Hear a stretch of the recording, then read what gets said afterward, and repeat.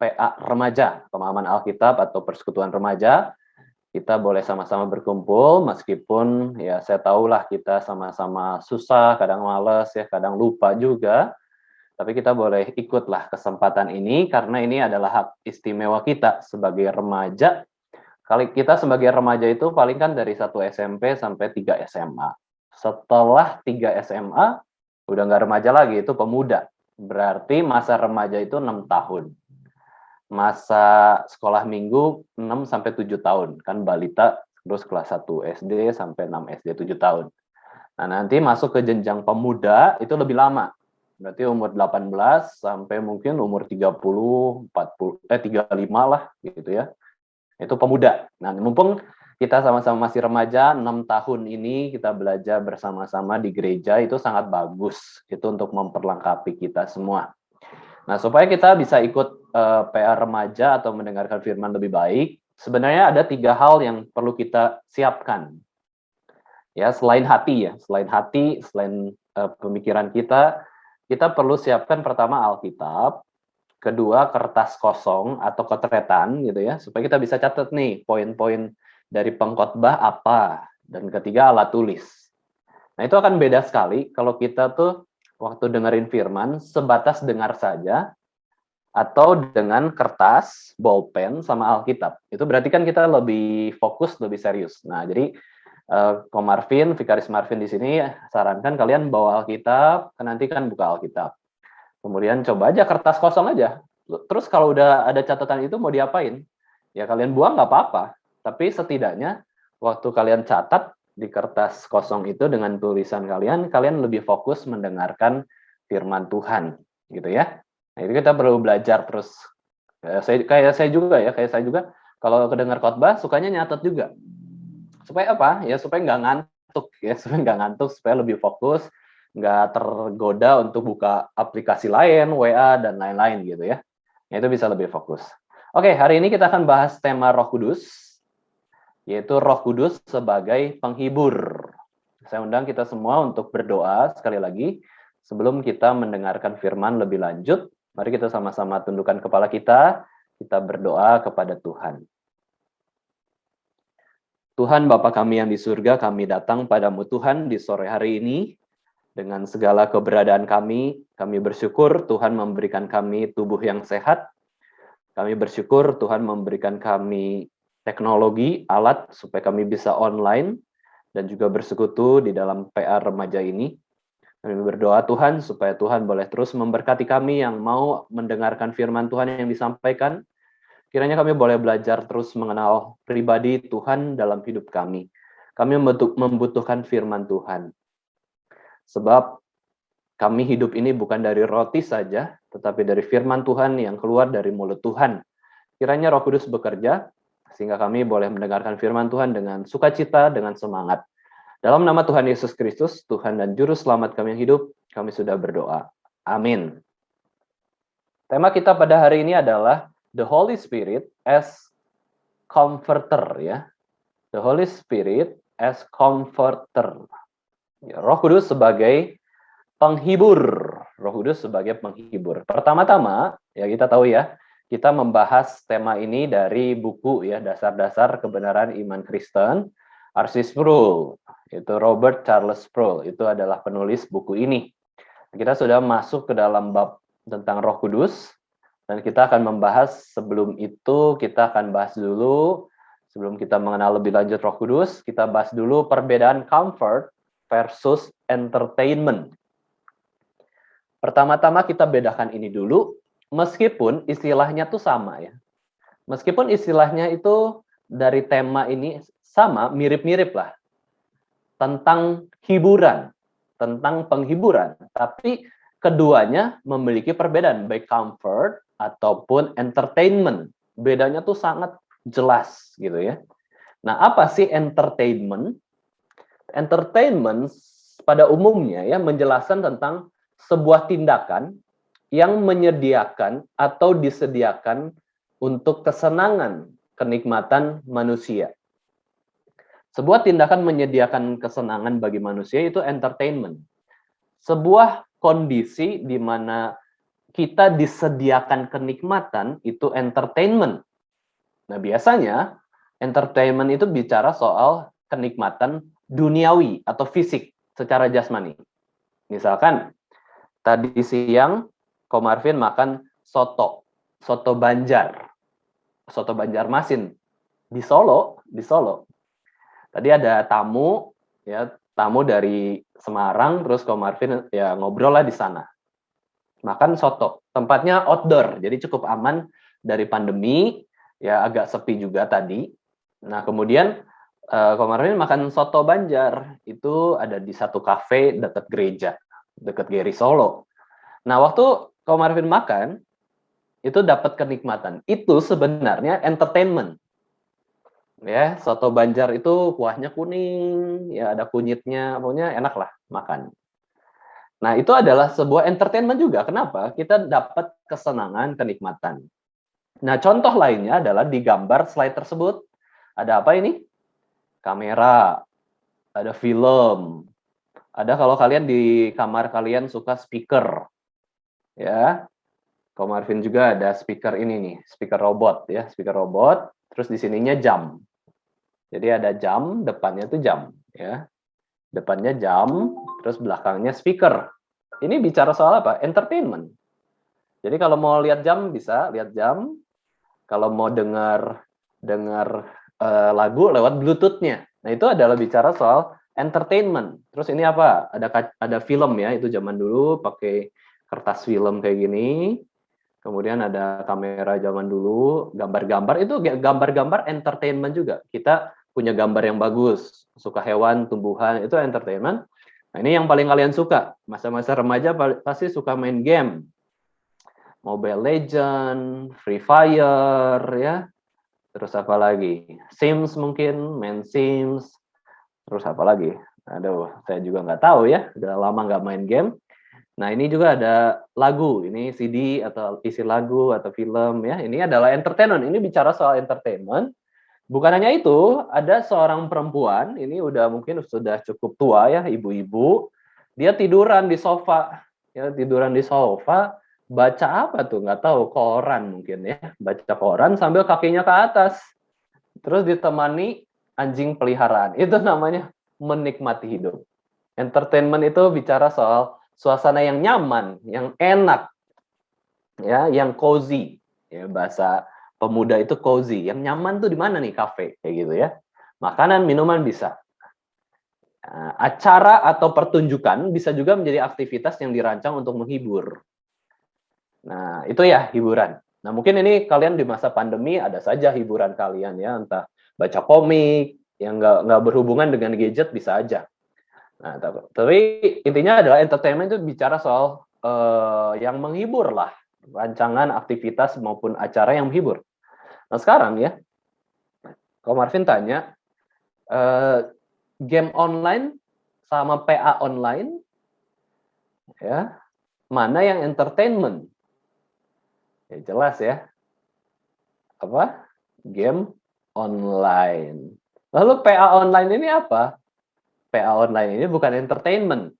Kalian bisa saja capek. Aduh, males jam 5 dengar khotbah lagi, harus online lagi, dengar khotbahnya lama gitu ya. Ya karena memang bukan entertainment, bukan menyukakan fisik kita.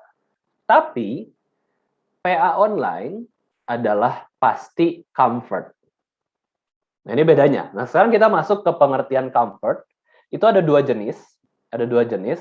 Itu bicara zona nyaman ya. Zona nyaman ini berarti bukanlah hal yang oke ya. Jenis pertama itu di gambar yang pertama zona nyaman. Ya, tiduran di sofa, di rumah, sering di rumah. Ini mungkin kalian di kamar kalian itu zona nyaman. Tetapi ketika kalian pergi ke gereja secara fisik hari Minggu di GRI Solo misalkan atau GRI Yogyakarta, itu kalian keluar dari zona nyaman. Nggak enak betul, tapi ini hal yang benar. Hal yang baik untuk pergi ke gereja. Karena ibadah itu harusnya fisik, bukan online ya. Ya normalnya ibadah itu fisik. Maka waktu kalian pergi ke gereja, itu di luar zona nyaman. Ya, ini beda ya, beda. Nah ini comfort zone. Tetapi yang dimaksudkan pada pembahasan pada hari ini adalah bicara comfort yang jenis kedua, yaitu gambar yang kedua, yang berjudul penghiburan. Itu gambarnya seperti apa? Ya, teman-teman.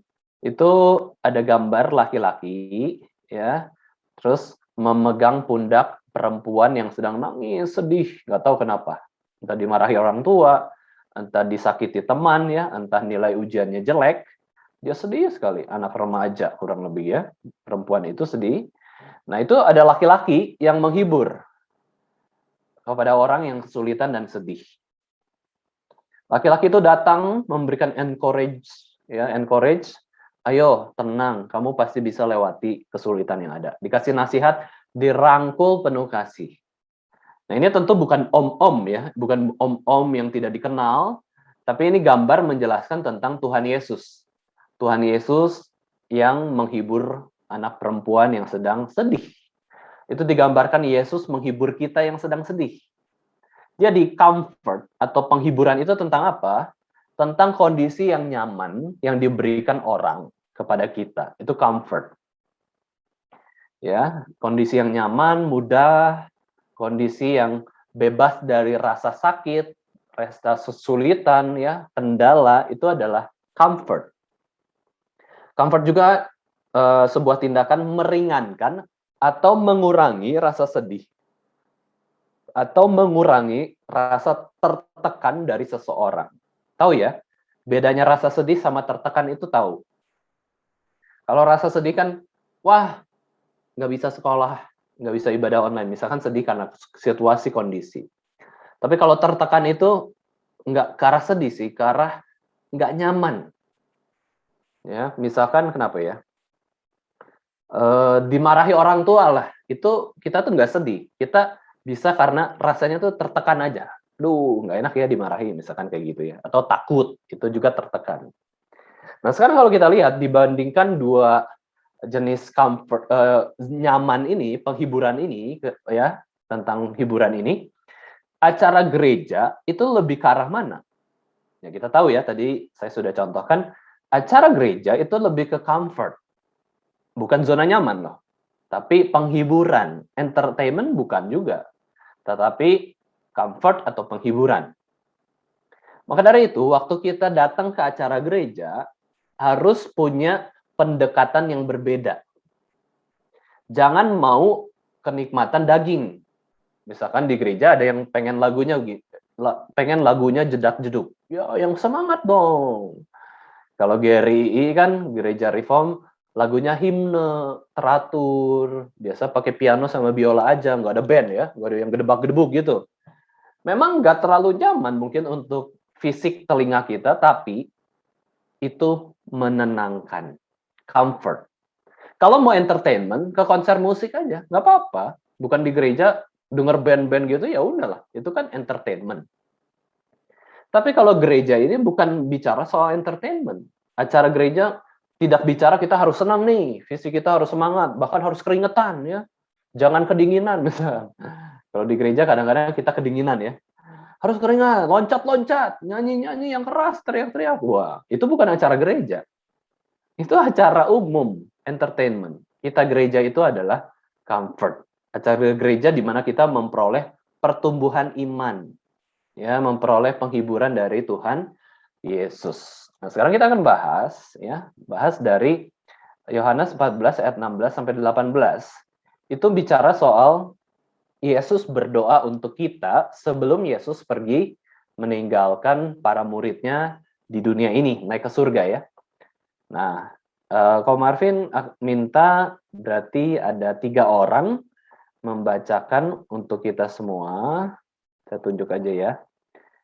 Ayat 16 minta Henry, ayat 17 minta Jaden, ayat 18 minta Hosea membacakan kitab Yohanes ini. Silahkan.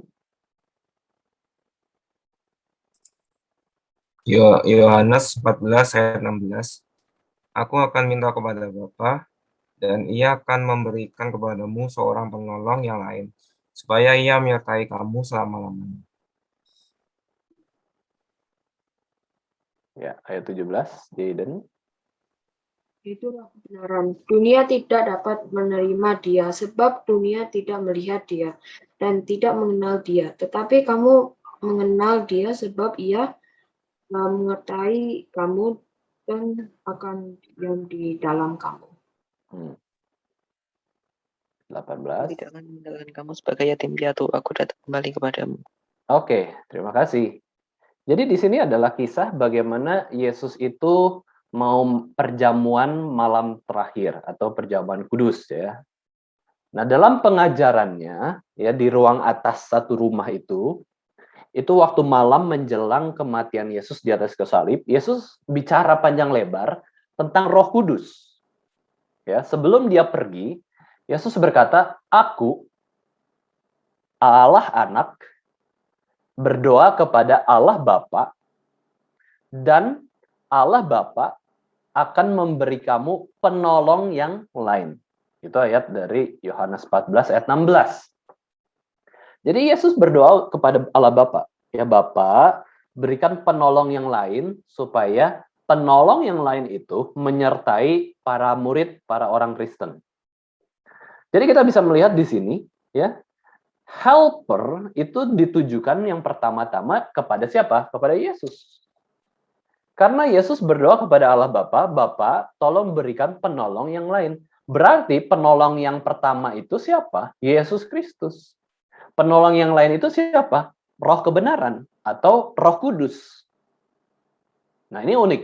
Ternyata Roh Kudus itu tidak dapat diterima oleh dunia. Kenapa? Karena dunia itu nggak kenal Roh Kudus dan juga tidak melihat Roh Kudus. Tetapi bagi orang Kristen yang percaya kepada Yesus, itu kita kenal Roh Kudus. Karena Roh Kudus akan menyertai kita bahkan diam di dalam kita. Yesus katakan, "Aku tidak akan meninggalkan kamu sebagai yatim piatu. Aku akan datang kembali kepadamu." Ini janji Yesus kepada kita. Yesus akan datang kedua kalinya ke dalam dunia ini lagi. Nah, ini janji yang baik sekali. Kita itu, setiap orang Kristen, nggak ada yang pernah yatim piatu. Karena kita punya Roh Kudus. Oke lah, memang dalam hidup kita ada yang kehilangan papa, mama ya. Itu makanya ada panti asuhan. Panti asuhan kan mereka sejak kecil gitu dibuang oleh orang tua, masih bayi gitu ya, masih bayi. Orang tua nggak mau urus, ditaruh di panti asuhan, ditinggal gitu ya. Jadi mereka hidup tanpa orang tua kandung mereka, tapi mereka punya orang tua nggak sebenarnya? Ya, mereka punya orang tua yaitu kepala pantinya. Tetapi lebih jauh dari kepala panti, yaitu manusia, mereka punya orang tua nggak? Nah, bagi mereka yang bagi mereka yang percaya Kristus, mereka punya orang tua, yaitu apa? Roh Kudus, Allah mereka. Nah, kata helper ya, penolong ini diterjemahkan juga sebagai penghibur atau comforter. Ya, penolong itu penghibur atau comforter atau juga penasihat, konselor. Ini Roh Kudus ya. Dan itu kata Yunaninya adalah parakletos. Parakletos itu kata Yunani dari penghibur, penasihat, penolong. Nah, hal pertama yang kita perhatikan bahwa Yesus itu menjanjikan parakletos atau penolong yang lain, bahwa Roh Kuduslah penolong yang lain itu. Berarti penolong yang pertama adalah Yesus. Nah, Perjanjian Baru dengan jelas mengidentifikasikan penolong pertama itu atau parakletos itu sebagai Yesus sendiri. Nah, sekarang kita buka Alkitab kita 1 Yohanes 2 ayat 1. 1 Yohanes 2 ayat 1 kita baca bersama-sama di tempat kita masing-masing ya. 1 Yohanes 2 ayat 1. Ini adalah kata parakletos yang ditunjukkan kepada Yesus. Ya, kata parakletos ini Yesus Kristus. Sudah ketemu? Mari kita baca bersama-sama di tempat kita masing-masing. 1 Yohanes 2 ayat yang pertama. Anak-anakku, hal-hal ini kutuliskan kepadamu supaya kamu jangan berbuat dosa. Dan jika ada orang yang berbuat dosa, kamu ya, kita mempunyai advokat atau pengantara pada Bapa, yaitu Yesus Kristus yang benar atau the righteous. Ya, ini adalah penjelasan bagaimana Yesus Kristus adalah parakletos. pengantara, pendamaian, advokat, pembela kepada Bapa. Nah, kemudian kita lihat ya, saudara sekalian, teman-teman remaja, Parakletos yang pertama. Jadi kita bisa lihat Parakletos dalam 1 Yohanes itu Yesus ya, pengantara, advokat, pembela. Tapi kalau dalam Injil Yohanes, Roh Kuduslah sebagai penolong yang lain itu, Parakletos. Ini adalah Parakletos di dalam Alkitab. Yaitu pertama Yesus, kedua Roh Kudus. Yesus Parakletos pertama, setelah kepergiannya dari dunia ini naik ke surga, Yesus berdoa atau mengutus Roh Kudus. Sebagai apa? Roh Kudus itu sebagai pengganti Kristus. Luar biasa ya. Roh Kudus itu pengganti Kristus. Itu contohnya mirip contoh itu Vikaris Marvin. Penggantinya siapa? Vikaris yang sebelumnya? Vikaris? Siapa? Ada yang ingat? Atau pada lupa semua? Vikaris? Siapa? Noah? Vikaris Marvin pengganti siapa? Iya kok. Vikaris Marvin pengganti dari Vikaris siapa? Hah? Koleo. Koleo. Ya, betul, kayak gitu ya. Koleo. Iya, thank you. Nah, jadi Roh Kudus itu penggantinya Yesus di bumi. Nah, kurang lebih gambarannya gitu ya, pengganti. Kemudian bukan hanya pengganti Yesus Kristus, Roh Kudus juga adalah wakil tertinggi Kristus di bumi. Ya, wakil tertinggi dari Kristus di bumi. Bahasa Inggrisnya adalah the Spirit is sent to be Christ's substitute. He is the supreme vicar of Christ on earth.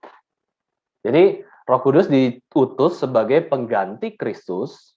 Kemudian dia juga adalah wakil tertinggi Yesus di bumi. Nah, kemudian setelah Roh Kudus ada dalam hati kita, dia memperbarui kita, dia melahirbarukan kita, dia membuat kita percaya kepada Yesus Kristus, barulah kita bisa menyebut Allah Bapa itu Bapa kita. Allah itu Bapa kita. Nah, jadi kita lihat di dalam Galatia 4 ayat 6, minta satu orang membacakan, saya tunjuk aja ya. Minta Jen tolong bacakan Galatia 4 ayat yang ke-6. Silakan.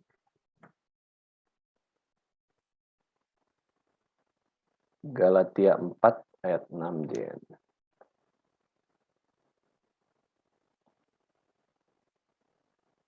Bisa?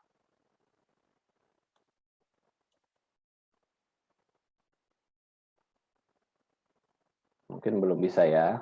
Kalau belum bisa, oh bisa. Oke, Jan, silakan bicara. Galatia 4 ayat 6.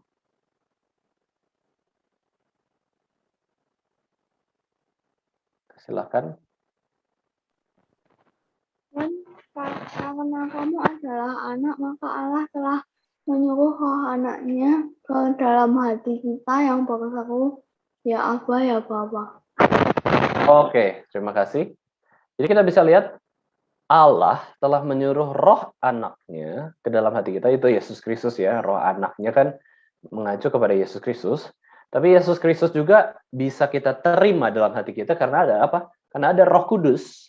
Dan ya, kita bisa lihat juga bahwa ketika Roh Allah ada dalam diri kita, Roh Kudus ada dalam diri kita, yang diutus Allah Bapa dan Yesus Kristus, kita bisa mengatakan Abba, Father. Bahasa Inggrisnya ya, ESV-nya di situ dikatakan, and because you are sons, ya, kamu adalah anak-anak, God has sent the Spirit of His Son into our hearts, crying, Abba, Father. Ya, kita adalah anak-anak Allah. Kita adalah anak angkat Allah. Yesus anak tunggal Allah, gitu ya. Maka kita bisa berseru Abba, Father. Ini adalah relasi yang dekat, relasi yang penuh kasih, relasi yang intim antara kita dengan Allah Bapa. Nah, selanjutnya kita bisa lihat Parakletos juga menolong kita dalam hal apa? Bicara di pengadilan. Wow. Siapa yang di sini pernah ke pengadilan? Ada? Kayaknya nggak ada ya, masih remaja semua. Rata-rata sih nggak ada pernah ke pengadilan. Saya pernah. Ya, Ko Marvin pernah ke pengadilan itu waktu di Semarang. Berarti udah cukup tua ya, umur mungkin 29 gitu ya, umur 29. Ko Marvin masuk ke pengadilan. Bukan membunuh ya, bukan melakukan hal jahat, tetapi Ko Marvin ya menghadiri pengadilan itu, ada hakim ya di depan itu, terus kayak menjelaskanlah soal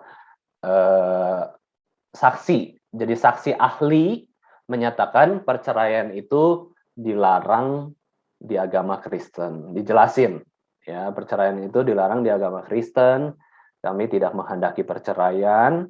Jadi Ko Marvin ini bersaksi bahwa nggak boleh lah. Intinya nggak mau bercerai ya terhadap kasus satu orang kayak gitulah kurang lebih. Jadi di situ bisa lihat bahwa bicara di pengadilan itu nggak mudah. Waktu saya ditanya hakim gitu ya, gimana? Itu juga harus persiapan kan, harus jelasin. Ya nggak boleh dan gini. Kadang-kadang jadi takut juga kan, karena diadili, dilihat oleh semua orang. Nah kemudian kita lihat di dunia zaman dulu itu, Parakletos adalah seseorang yang dipanggil untuk memberikan bantuan di pengadilan. Kenapa? Karena di pengadilan itu kadang-kadang kita butuh penolong supaya bisa ngomong. Suasana di pengadilan itu tegang ya. Penuh dengan ketakutan antara benar salah gitu ya. Kemudian nanti vonis ke depannya kayak gimana? Keputusan ke depannya bagaimana? Nah, Roh Kudus itu menjadi Parakletos, juru bicara. Yaitu apa? Supaya Roh Kudus bisa membantu kita bicara kepada Allah Bapa sebagai hakim suatu hari nanti. Kan kita dihakimi kan. Tapi kita bisa menjelaskan bahwa oleh Roh Kudus ya, oleh Roh Kudus menolong kita bahwa aku memang bersalah, aku memang berdosa, selama hidup di dunia memang berdosa, tapi aku juga bisa menerima anugerah keselamatan dari Yesus Kristus sehingga aku diselamatkan oleh Tuhan. Jadi Roh Kudus menolong kita minta ampun ke Tuhan, ke Allah Bapa. Roh Kudus juga menolong kita untuk menjadi juru bicara bagaimana kita berdoa kepada Tuhan.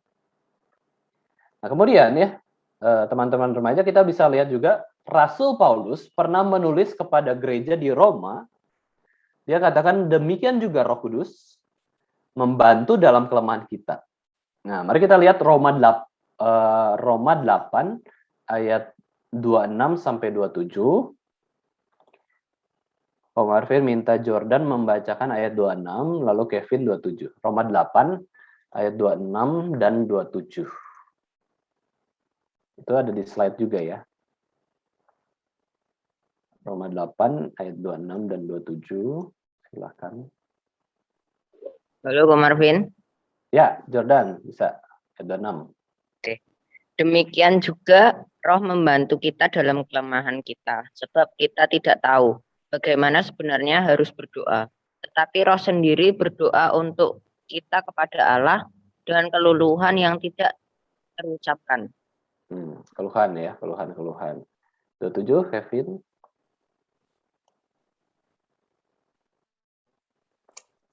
Dan Allah yang menyelidiki hati nurani mengetahui maksud Roh itu, yaitu bahwa ia sesuai dengan kehendak Allah. Berdoa untuk orang-orang kudus. Oke, thank you. Bahasa Inggrisnya saya bacakan ya. Likewise, the Spirit helps us in our weakness. For we do not know what to pray for as we ought, but the Spirit Himself intercedes for us with groanings too deep for words. And He who searches hearts knows what is the mind of the Spirit, because the Spirit intercedes for the saints according to the will of God. Nah, jadi Roh Kudus itu menolong kita karena kita kadang-kadang nggak tahu caranya berdoa. Ya, ingat nggak kalian waktu sekolah minggu, ayo berdoa persembahan, nggak malu, nggak tahu caranya gitu ya. Atau doa makan, nggak tahu, nggak mau. Nah, yang menolong kita berdoa adalah Roh Kudus. Lama-lama kita bisa berdoa asal kita mau belajar. Dan juga bukan hanya itu, karena kadang-kadang kita nggak tahu bagaimana harusnya berdoa. Doa tuh kayak gimana sih? Tetapi Roh Kudus justru berdoa bagi kita, menolong kita, supaya kita bisa berdoa kepada Tuhan. Allah itu menyelidiki hati dan tahu pikiran, dan dia, Roh Kudus itu menolong kita berdoa menurut kehendak Allah. Nah, itu yang benar ya. Karena waktu berdoa ada yang salah, ada yang benar. Nah, karena itu kita butuh guru, butuh Roh Kudus untuk menolong kita. Nah, itu ya, yang pertama, Roh Kudus sebagai Parakletos itu berbicara kepada Allah lah. Ya, bukan hanya bicara di pengadilan ya, tapi bicara kepada Allah lah, lebih tepat bicara kepada Allah. Nah, kemudian bukan hanya itu, Roh Kudus juga ya menolong kita untuk berbicara kepada dunia. Nah, di dalam Markus 13 ayat 11, minta Jeffrey tolong bacakan Markus 13 ayat yang ke-11. Itu di slide juga ada ya. Terus Jessica yang bahasa Inggrisnya. Jessica, bisa? Ya, boleh ya, coba ya. Dan jika kamu digiring dan diserahkan, janganlah kamu khawatir akan apa yang harus kamu katakan, tetapi katakanlah apa yang dikaruniakan kepadamu pada saat itu juga. Sebab bukan kamu yang berkata-kata, melainkan Roh Kudus. Oke. Jessica And bisa? when they bring you to trial and deliver your offer, do not be anxious beforehand what you are to say, but say whatever is given you in that hour. For it is not you who speak, but the Holy Spirit. Ya. Jadi di dalam Markus 13 ayat 11 ini, Roh Kudus membantu kita bicara juga kepada dunia ya. Kalau tadi kan bicara kepada Allah lah, lebih fokus ya. Tapi di dalam pengadilan juga itu bicara kepada manusia ya. Tapi di dalam pengadilan Allah kita pun bicara kepada Allah kayak gitu. Nah, Roh Kudus membantu juga kita untuk bicara kepada dunia. Dia bicara atas nama kita ketika kita menghadapi konflik seperti yang dijanjikan Yesus dalam ayat yang sudah kita baca. Ya, kita itu akan dibimbing. Gini loh ngomongnya ke orang itu. Ya, kita dibimbing, ini ngomong ke papa mama seperti ini, ngomong ke teman-teman seperti ini, ya, ngomong ke sahabat, ke guru, ke siapa, mungkin kalau di rumah ada pembantu atau asisten rumah tangga, kita ngomong ke pembantu seperti ini, tukang parkir seperti ini. Siapa yang menolong kita supaya bisa ngomong dengan tepat? Karena kalau bicara pun kita bisa salah ya. Berdoa bisa salah, ngomong juga bisa salah. Maka kita butuh Roh Kudus atau guru kita untuk bisa ngomong dengan benar kepada dunia ini, kepada manusia. Roh Kudus bahkan menolong kita, membela kita supaya kita bisa melawan dunia yang berdosa ini. Misalkan teman kita ajak berbohong, mencontek. Yang benar harusnya kita ngomong apa? Jangan ngomong iya.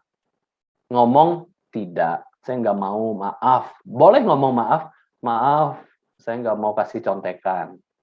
Maaf, saya nggak bisa bohong, gitu ya.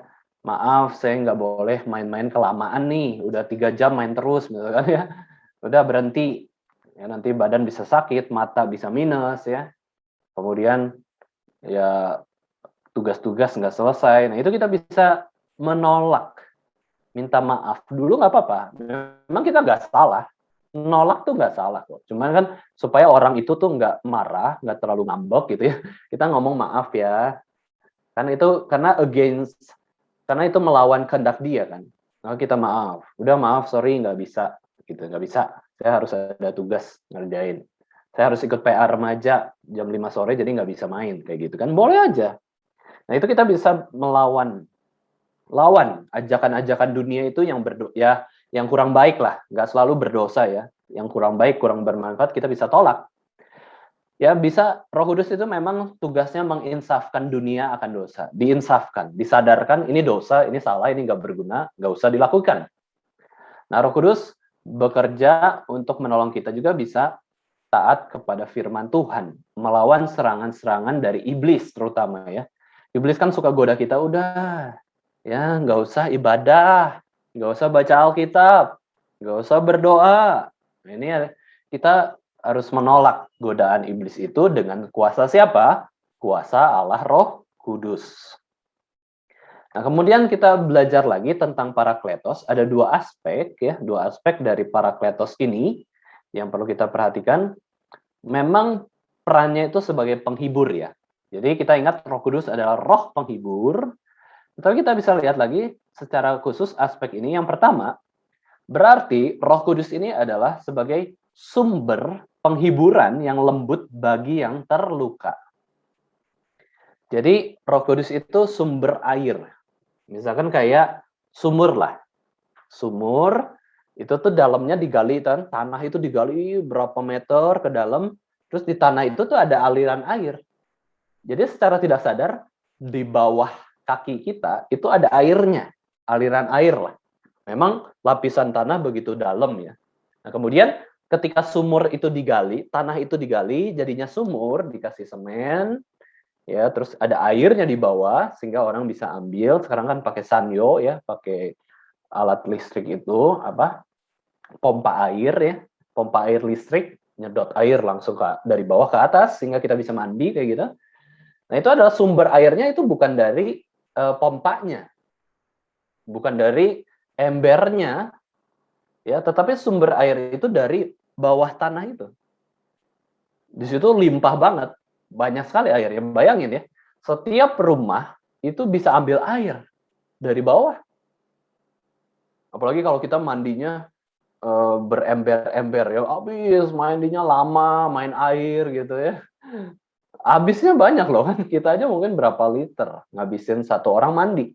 Sekarang di rumah kita ada berapa orang, di sebelah rumah kita berapa rumah, itu mereka semua mandi pakai air dari air tanah itu. Berarti namanya sumber air itu begitu banyak. Namanya sumber, ya sumber itu melimpah, banyak. Ya kalau bahasa Jawa, orang Jawa ngomongnya banyak tuh bukan banyak gitu ya, bukan. Tapi banyak gitu ya, ada buahnya. Jadi banyak, akeh ya. Kalau bahasa Jawanya akeh ya. Banyak. Itu sumber, namanya sumber. Nah sekarang kalau kita datang kepada Roh Kudus, oh Allah Roh Kudus, dia itu sumber apa? Penghiburan, comfort. Jadi ketika kita lagi sedih, lagi marah, lagi males, lagi bosen, nggak tahu harus ngapain, apalagi online terus di rumah, ya di kamar terus, hari Senin sampai Minggu di rumah terus, jarang keluar, bisa nggak kita dapat penghiburan? Jawabannya bisa, kalau kita minta ke Allah Roh Kudus, Allah yang sejati itu. Ya, jadi kita di rumah bisa nggak bosen. Karena apa? Karena kita punya Roh Kudus yang adalah sumber penghiburan. Dia menolong kita dengan lembut, ya, menolong yang terluka, ya, menolong yang kita sedang galau, lagi sedih, lagi berduka. Itu Roh Kudus itu sumber penghiburan. Maka kita kalau sedih, kalau lagi kesulitan, berdoa kepada Allah. Allah Bapa, Allah Anak yaitu Yesus, dan juga Allah Roh Kudus. Kita berdoa kepada Bapa. Supaya apa? Supaya Roh Kudus menghibur kita. Nah, kita butuh minta itu ya. Kita butuh penghiburan dari Roh Kudus. Ya, coba kalian ingat ya, teman-teman remaja, kapan kalian sedih sih? Kapan kalian lagi sulit, lagi marah, ya? Lagi kesulitan. Nah, itu kita saat-saat itulah kita bisa minta pertolongan dari Allah yang adalah sumber penghiburan kita. Nah, kemudian yang kedua, aspek yang kedua dari Parakletos adalah kata penghibur ya, penghibur dalam bahasa Latinnya itu adalah dengan kekuatan, with strength. Jadi ternyata penghibur itu comfort kan? Penghibur comforter. Penghibur itu bahasa Latinnya itu bisa mengacu kepada dengan strength atau kekuatan. Roh Kudus datang kepada kita, dan dia itu bukan saja memberikan penghiburan, tetapi kekuatan. Kekuatan itu kayak apa sih? Kayak kita sehabis tidur. Malam-malam jam 10 malam nanti kalian ngantuk kan? Kayaknya badan lemes, capek, ngantuk. Apalagi nggak tidur siang ya. Nah jadi ketika malam hari kalian butuh kekuatan dari mana? Dari tidur. Nah sekarang rohani kita kalau lagi capek, rohani kita lagi capek, lagi galau, lagi nggak enak, itu butuh kekuatan dari siapa? Roh Kudus. Roh Kudus yang menolong kita supaya apa? Dia memberdayakan kita dengan keberanian dan kepercayaan diri. Nah ini kakak-kakak kita ya, kakak-kakak kita kan di sini ada yang jadi liturgis, kayak tadi Henry jadi liturgis, terus ada lagi Noah misalkan ya, ataupun teman-teman yang lain. Nah sebenarnya siapa yang bisa menolong kakak-kakak kita itu untuk menjadi liturgis? Nyiapin PowerPoint, cari lagu, pikirin pokok doa apa yang bisa dinaikkan bersama-sama, itu adalah Roh Kudus, memberikan keberanian. Ya, saya sudah cukup besar, dewasa, kelas 3 SMA, saya coba jadi liturgis, kayak gitu ya. Percaya diri. Ya, makanya setiap liturgis kan buka video ya, buka kamera, karena ya udah harus dilihat orang dong. Berani untuk dilihat orang, itu juga adalah kepercayaan diri, keberanian. Berani untuk berdoa, ya, berani untuk melayani. Itu semua dari kekuatan itu dari Allah Roh Kudus. Ko Marvin juga kalau bukan karena Roh Kudus, malas berkhotbah misalnya, nggak akan berkhotbah, bahkan nggak mampu khotbah gitu. Kalau nggak dari pertolongan Roh Kudus. Nah, Roh Kudus itulah yang memberikan kekuatan. Ya, Roh Kudus yang memberikan keberanian kepada kalian untuk hormati papa mama. Ya, taat kepada perintah papa mama yang baik. Bukan saja berani taat, tetapi juga berani tidak taat. Kalau memang apa? Kalau memang perintah papa mama salah, berdosa. Ya. Misalkan apa coba? Misalkan susah memang. Susah, kadang-kadang susah menolak perintah orang tua ya. Susah. Misalkan ada telepon, udah bilang papa mama nggak di rumah gitu ya. Terus kan kita jadi bohong nih. Kalau orangnya pintar bohong, oh papa mama nggak di rumah gitu ya.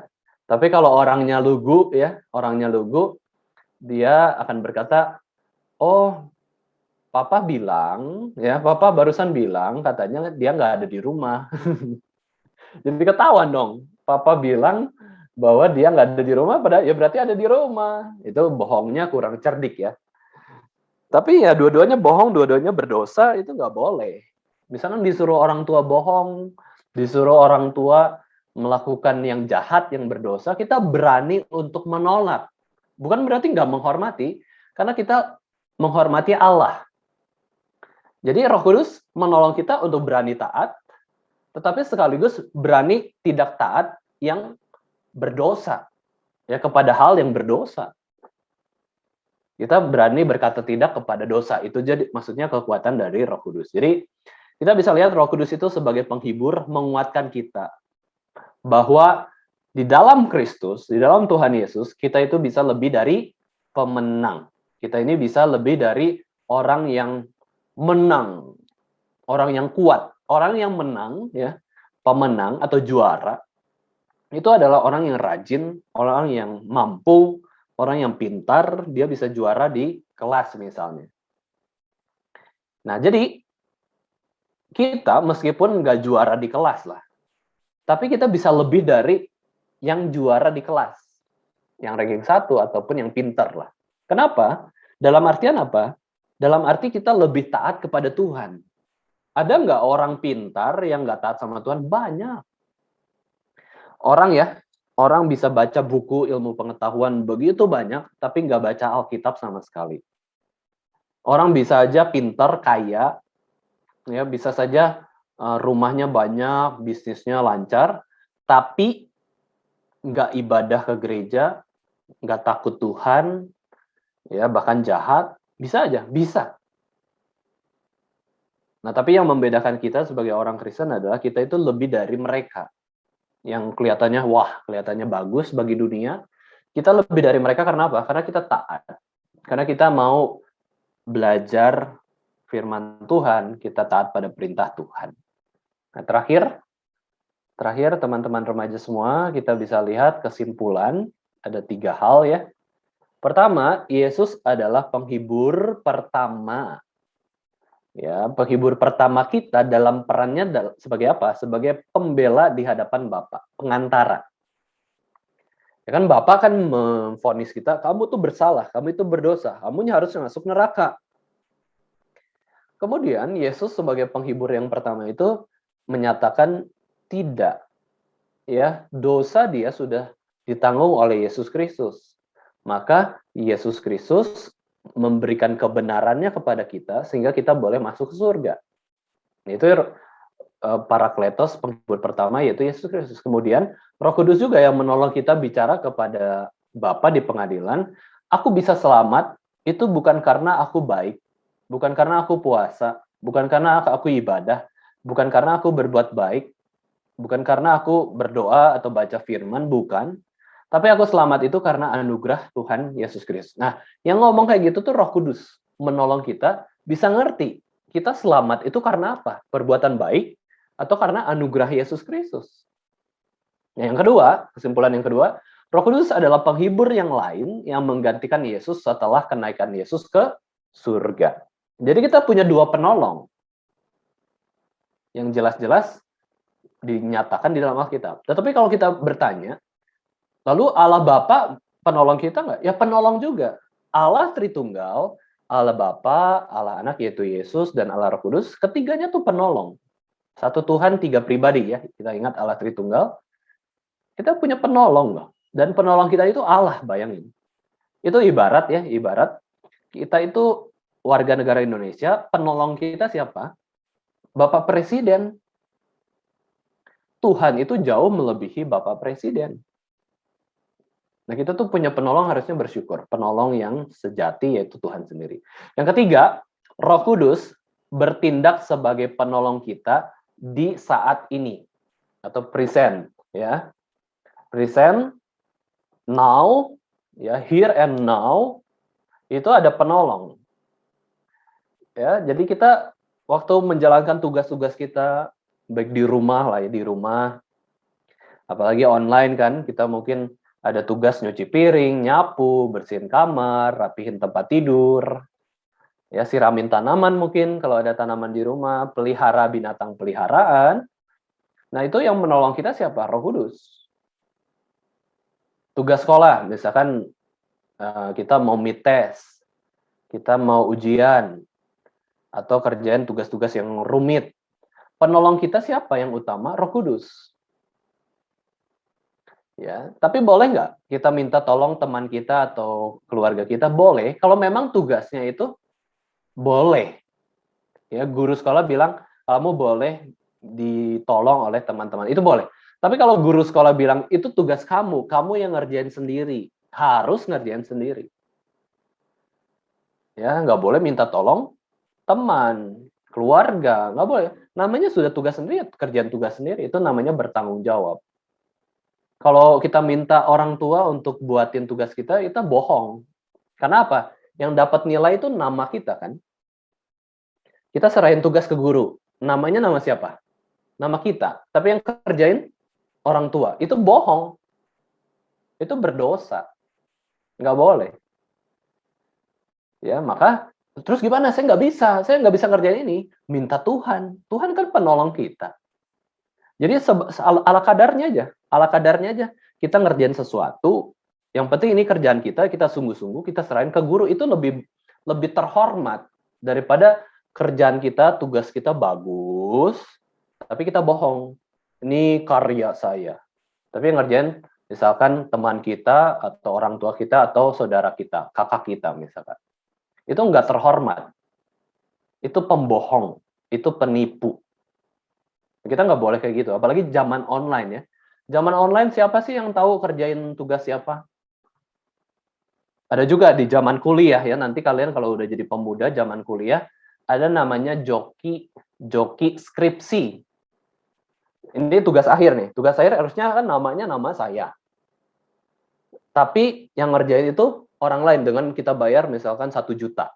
Nih 1 juta, saya bayar, kamu kerjain skripsi saya. Itu sama bohong. Berdosa itu. Karena namanya itu nama kita, gitu ya.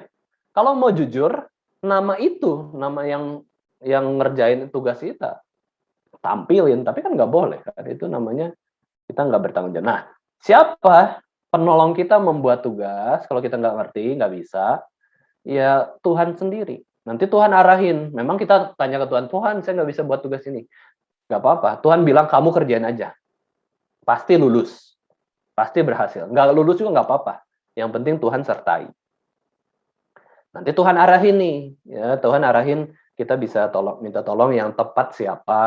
Atau kita jadi rajin. Tiba-tiba setelah berdoa, jadi rajin, jadi mampu juga ngerjain tugas. Nah, itu adalah pertolongan dari Roh Kudus. Nah, kiranya ini boleh menolong kita semua ya, teman-teman. Pembahasan kita sampai sini. Apakah ada pertanyaan dari kalian tentang tema Roh Kudus sebagai penghibur? Roh Kudus sebagai penghibur atau the Holy Spirit as comforter. Apakah ada pertanyaan? Silakan kalau ada ya. Kalau tidak ada, nanti saya yang tanya. Oke, pertanyaannya ini. Siapa di antara kalian ya, kalian boleh cerita gitu ya, di antara kalian yang pernah merasa ditolong oleh Tuhan atau dihibur oleh Tuhan. Ya, jadi kalian ingat momen kalian ya ditolong atau dihibur oleh Tuhan. Ada nggak? Contohnya ya, contohnya Ko Marvin. Ko Marvin kan setiap 2 minggu sekali itu isi di Jogja. Minggu ini di GRI Solo. 2 minggu lagi di GRI Jogja. Nah, ya Ko Marvin kan kadang-kadang naik motor atau mobil gitu ya ke Jogja, pergi Jogja Solo. Nah, so far kan nggak ada kecelakaan, nggak ada kesulitan, lancar-lancar aja. Nah, itu bukan karena kekuatan saya sendiri, tapi karena pertolongan dari Tuhan. Nah, itu contoh ya. Itu benar, itu terjadi betul.